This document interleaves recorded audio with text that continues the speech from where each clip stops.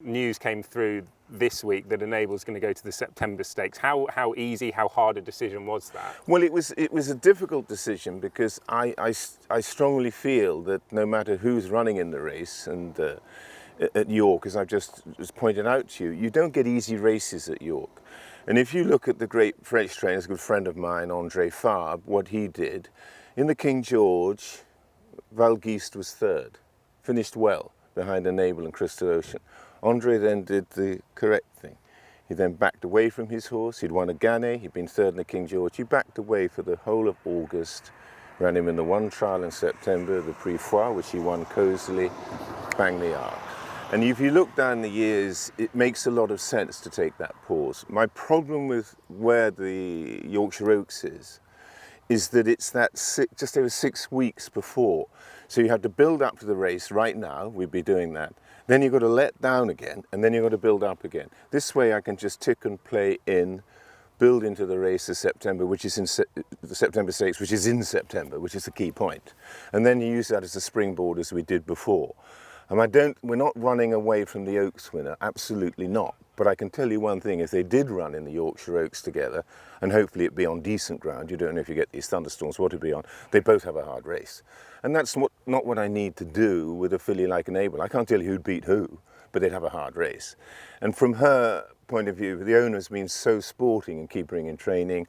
She used the Eclipse as a prep. She wasn't fully tuned. She won her King George, third King George. I think I owe it to the filly to find a pleasant way to the Arc, which has always been why she stayed in training. And so that's very much what we're trying to do in this situation. When people start saying, oh, they're being cowardly, that's not the point. I'm trying to do the right thing by her. And maybe she could beat Love, maybe Love would beat her, I don't know. But I know the pair of them have a hard race, and that is not what I need at this time of year when I'm trying to win an Arc with a filly who, let's face it, I mean, she's 6 years old now. She's not that wild 3-year-old that would just run through anything. She just roared through that season. Everything came easy to her. It doesn't come so easily to her now. Therefore, are you in slightly more control in some aspects of her training with that ultimate goal, the Arc in mind? Yeah, I mean, you know, I was very clear, I think, with Matt Chapman, and I was very clear in the press before the Eclipse that this filly had found it difficult to get to racing weight. She wasn't even near a racing weight, let alone fitness, with a change in the metabolism with age. And I'm not experienced at training 6-year-old race mares, you know. It's not something I know a lot about. I suppose if you're in the jumps world, you know more, but she's not that lean type. She's hugely big and powerful. And therefore, you know, the Eclipse put a spot on. She was second, you know, she ran a great race. And she didn't engage with the winner because he's gone off in front. It's not going to be our plan to jump out and see how fast we can go. So the race just set her up perfectly for King George. Thank goodness she turned up, otherwise it could have been a bit one-dimensional. And I just feel the right thing to do is then to just back off, freshen her, then go September Stakes as a platform, which she knows her way around there. You know what the ground's going to be. You haven't got the worry whether it's going to be a bog with a thunderstorm at the Knavesmire, and then go through to the Arc. So that's what we need to do, and that's what we're going to try and do. Finally on her, it's really interesting that you're, when you talk about the fact that you're not experienced at training 6-year-old race mares. So I imagine that it's probably been a fascinating year with her, but do you feel pressure with it? Is the pressure because the ultimate target is going to try and win a third? Yeah, look, is it easy to do your thing? I'll tell you why there's pressure, because we overreacted last year in the tactics. We were concerned that Gaiath, having won Grosse Prise von Baden by 15 lengths, would get away in the mud. So he set a strong pace. He had a Japanese horse on his inner, and we all went astride quick in that testing ground. Then when it came half through the false straight, William kicked.